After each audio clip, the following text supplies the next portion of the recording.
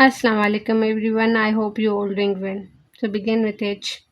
If the total direct material variance actual cost of direct material used to compare with the standard cost of the standard amount of direct material required for a given operation is a favorable, why must this variance be further evaluated to the price and usage?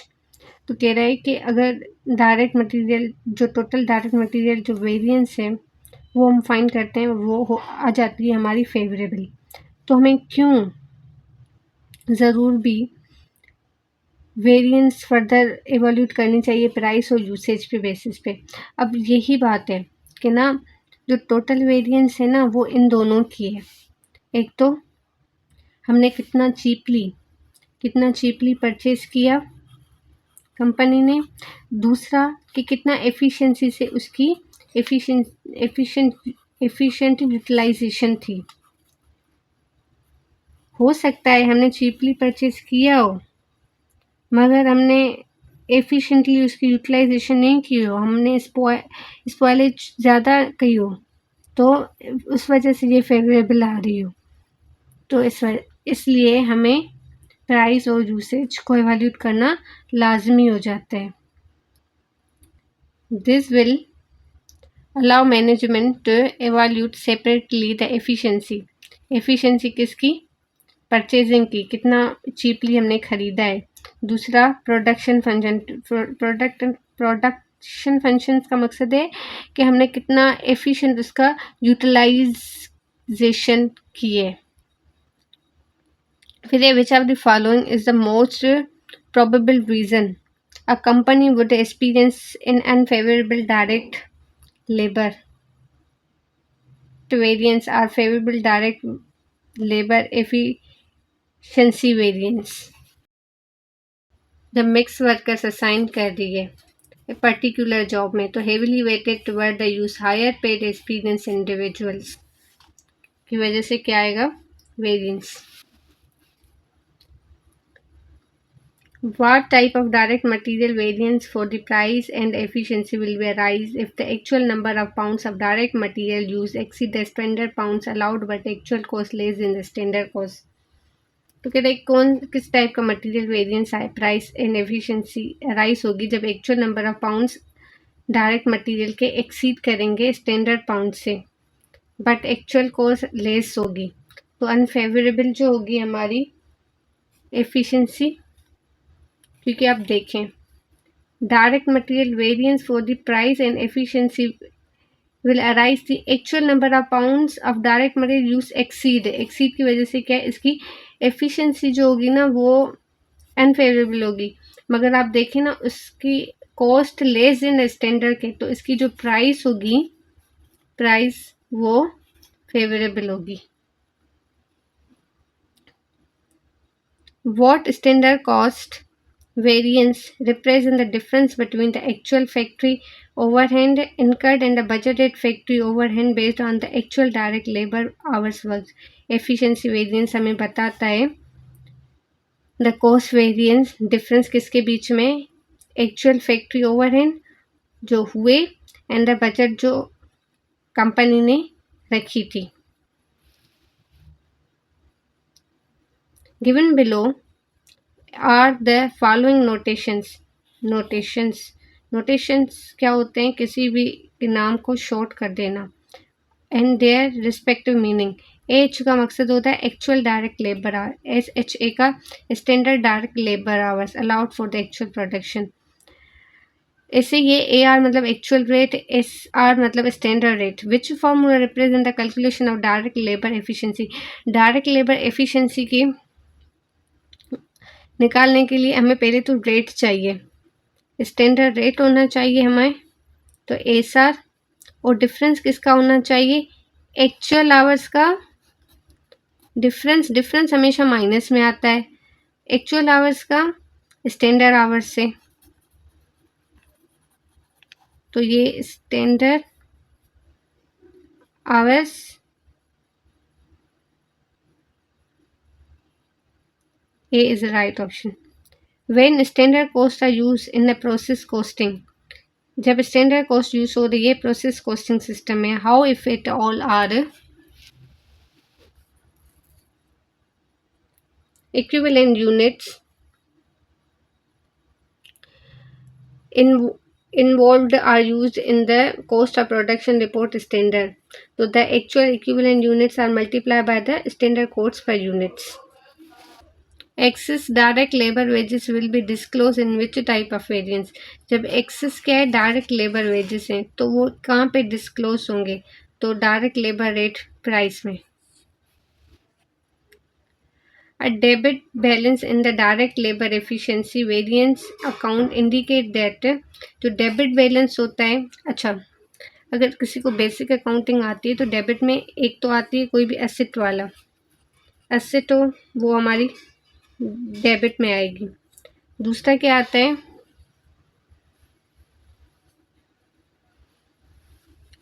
Expense.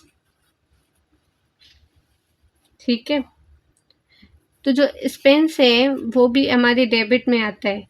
तो expense debit balance है direct labour efficiency, तो expense होगा तो वो क्या होगा?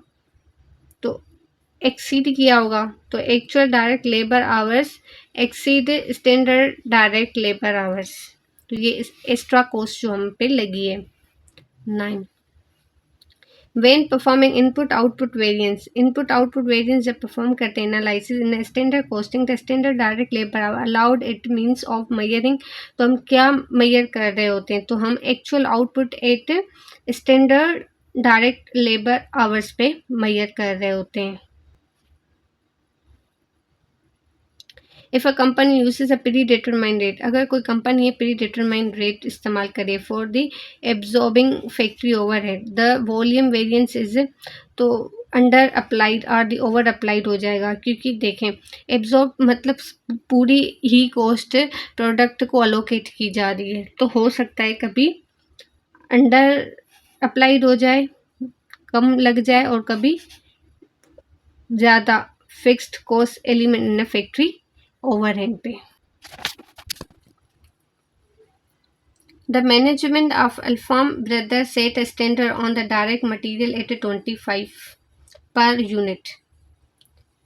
तो management है अल्फाम ब्रदर्स स्टैंडर्ड जो डायरेक्ट मटेरियल का रखा हुआ है वो 25 per unit. Actual cost of direct material fluctuate, जो एक्चुअल कॉस्ट है ना वो फ्लक्चुएट होती है ड्यूरिंग द पीरियड, उसी पीरियड में.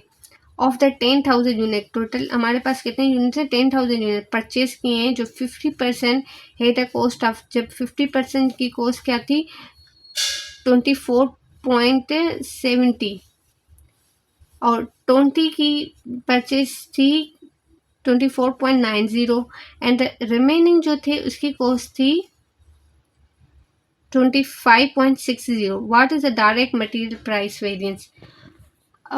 हमें फाइंड क्या करना है? Direct material price variance. Material price variance का फॉर्मूला है standard price minus actual price. ठीक है, standard price minus actual price multiply by number of units.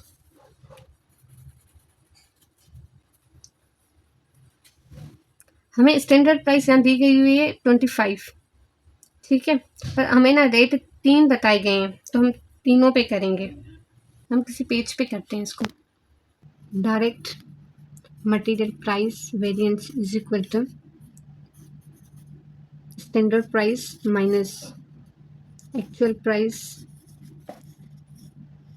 Multiply by number of units. जो मेरी स्टैंडर्ड प्राइस है वो है 25, पर अगर आप देखेंगे डेटा को 3 हिस्सों में बांटा गया है. पहले 25 जहाँ का ही लगेगा, माइनस पहला जो है वो कह रहे हैं 25 पर flexure during the period of 10,000 unit purchase 50%. 50% क्या होगी? वो 5,000 जो है वो किस पे परचेज किए गए हैं? 24.70 पे, और मल्टीप्लाई कर देंगे इससे 5,000 से, क्योंकि उसने खुद कहा है 50%.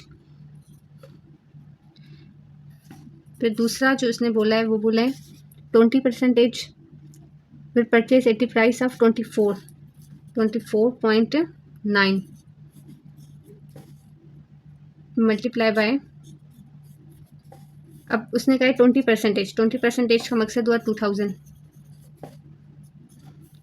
फिर है 25.6, बाकी क्या है रिमेनिंग 10,000 से अगर 5,000 2,000 गए तो हमारे पास कितने बचेंगे? 3,000। अगर हम इन दोनों को माइनस करके इसे मल्टीप्लाई कर देंगे तो ये आ जाएगा 1500 और ये आ जाएगा 200 और ये आ जाएगा, क्योंकि माइनस का आएगा तो माइनस का 1800, तो अगर हम इनको इससे कैंसिल कर देंगे तो -100, तो अनफेवरेबल जो है 100 आएगा। ये आंसर सही नहीं है, बी आंसर सही होगा। Which statement is incorrect? All variance should be computed at the end of the period. ये गलत है, क्योंकि वेरिएंस बीच में भी देखी जा सकती है, कंप्यूट की जा सकती है। Equivalent production is not a critical to computing of which variance? तो computing of ये नन ऑफ अबव नहीं होगा। जब वेरिएंस इक्विवेलेंट प्रोडक्शन में जब कंप्यूटेशन होती है ना, तो वेरिएंस डायरेक्ट लेबर की, क्योंकि हम जैसे मटेरियल को ट्रैक कर सकते हैं, ट्रेस कर सकते हैं, वैसे हम लेबर को ट्रेस नहीं कर सकते। Which statement is incorrect? तो if the unfavourable variance is a discovered, management should always investigate, identify the correct the cause of the variance। कह रहा है इफ अनफेवरेबल वेरिएंस डिस्कवर करता है मैनेजमेंट तो उसको इन्वेस्टिगेट करना चाहिए कि ये क्यों हुआ। सही बात है। फिर है 15, स्टेकर कंपनी हैड है फॉलोइंग फैक्ट्री ओवरहेड वेरिएंस। इसको ना फैक्ट्री ओवरहेड जो वेरिएंस है वो ये एफिशिएंसी वेरिएंस 80,000 है, कंट्रोलेबल वेरिएंस 12,000 है और प्रोडक्शन वॉल्यूम वेरिएंस 20,000 है। ठीक है, अगर हम इन तीनों वेरिएंस को प्लस कर देंगे तो हमारा आ जाएगा 40,000 variance. Which statement is correct? इनमें से कौन सी स्टेटमेंट करेक्ट है? Again, information content should be major consideration when deciding between using one factor. अब ये एनालिसिस के एक फैक्टर मेथड होते हैं, 1 फैक्टर, 2 फैक्टर, 3 फैक्टर। कह रहे इन्फॉर्मेशन कंटेंट शुड भी मेजर कंसिडरेशन करनी चाहिए कि हमें कितने फैक्टर के ओवरहेड वेरिएंस पे काम करना है। A major distinction between the process of computing the budget variance and the price variance lies with the exclusion of vote component. कह रहा है मेजर जो डिस्टिंक्शन होती है प्रोसेस कंप्यूटिंग में और बजट वेरिएंस में, वो किसी budget factory overhead, actual factory overhead